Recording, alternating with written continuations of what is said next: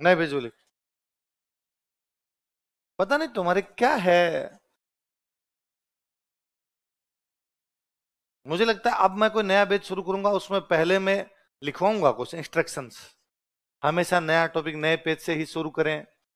पहली तथा दूसरी पंक्ति के बीच में कुछ स्थान बना के रखें। जब भी नया कोई हेडिंग लगाएं तो 3 लाइनें बीच में छोड़ें। एक पेज में 12 से अधिकतम लाइनों का प्रयोग ना करें। तो थोड़े इंस्ट्रक्शंस लिखवाऊंगा। क्लास में एक रंग का ही पेन लाएं, 5-7 रंग के पेन ना लाएं। और यदि कोई लड़का 5-7 रंग के पेन लाता है, उनको लड़कियों की लाइन में बिठाया जाए। ठीक है।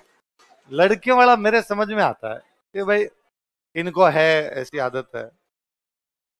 अरे तुम जैसे सर की सारी बातें मानते हो, है ना, ऐसे तो मैं आपको कितनी बातें कहता हूँ, कौन कौन सी मान ली तुम लोगों ने। आज्ञाकारी शिष्य बने घूम रहे हो, बाय वाले सर ने कहा इसलिए लाते हैं।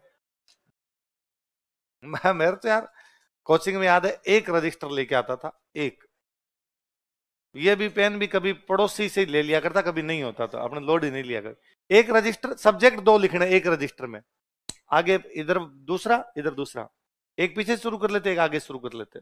जब भर जाएंगे तब छोड़ देंगे, दूसरा ले आएंगे। स्पाइरल होता था, बाद में स्पाइरल अलग अलग कर लिया करते। मुझे लगता 2 रजिस्टर लेके जाना तो बाहर ज्यादा हो जाएगा। एक, ये तुमको देखे मैंने कि कोचिंग में भी कोई बैग लेके आता है।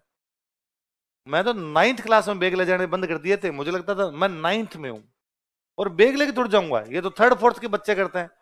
तुम पूरा ही उठा उठा है। नहीं लाना चाहिए बैग, का लाने की चीज होती है कोई बैग यार, है।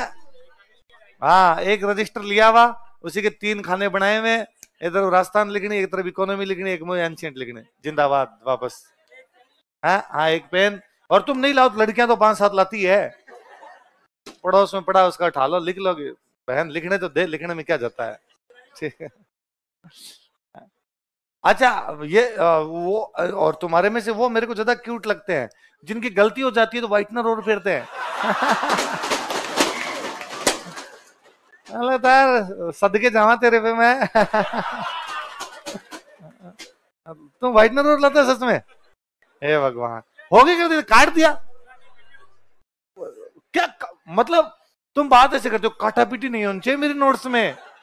नोट्स का मुख्य उद्देश्य याद करना, इसके अलावा कोई उद्देश्य नहीं है इनका।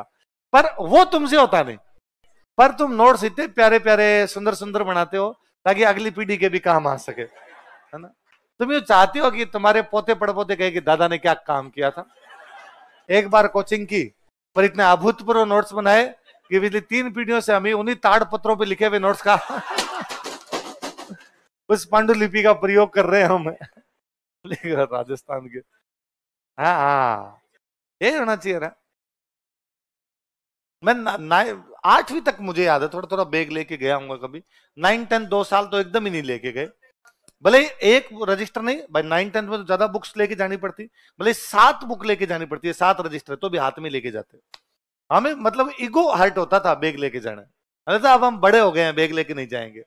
अच्छा, 11th 12th में एक ऐसी स्कूल में घर वालों ने एडमिशन करवा दिया जो जबरदस्ती मंगवाते कि नहीं लाओगे तो कूटेंगे पीटेंगे। तो वो जबरदस्ती, एक उन्होंने 2 काम, तो बैग तो फिर भी मैं जैसे तैसे करके ले जाते थे। मेरे को उनका सबसे बुरा लगता है टाई। मैं टाई नहीं लगाऊंगा। अब वो नहीं लगाते तो पीटते। अब मेरे को आज दिन तक टाई बांधने नहीं आई, जबकि मैं 2 साल तक टाई लगा के गया। तो मैंने किसी एक मेरे दोस्त को कहा कि ये बांध दे, साथ वाले किसी ने, उसने बांध दी। फिर मैं उसको बाहर निकलते खींच कैसे करके आराम से खोल के टांग दिया करता। दूसरे दिन उसी में गला गला डाल के वापस चल जाता। दोबारा उसकी नोट बांधने वाला वो नहीं था। कभी ज्यादा ही कोई बिखर गई तो वापस में उसी किसी दोस्त को जाकर गया, वापस एक बार थोड़ा और कर दे। अच्छा, उसी स्कूल में पहली बार वो था कि हम इनसाइड करके जाते थे साइड। वरना 10th तक मुझे ये भी याद नहीं आता, ये भी बड़ा ही अजीब लगता था। हमें लगता था इंसल्ट करना नहीं, ये बेइज्जती है। लड़का होकर ऐसा काम कैसे कर सकता है कोई। तो उन दिनों बड़े ही अलग ही हुआ करते थे।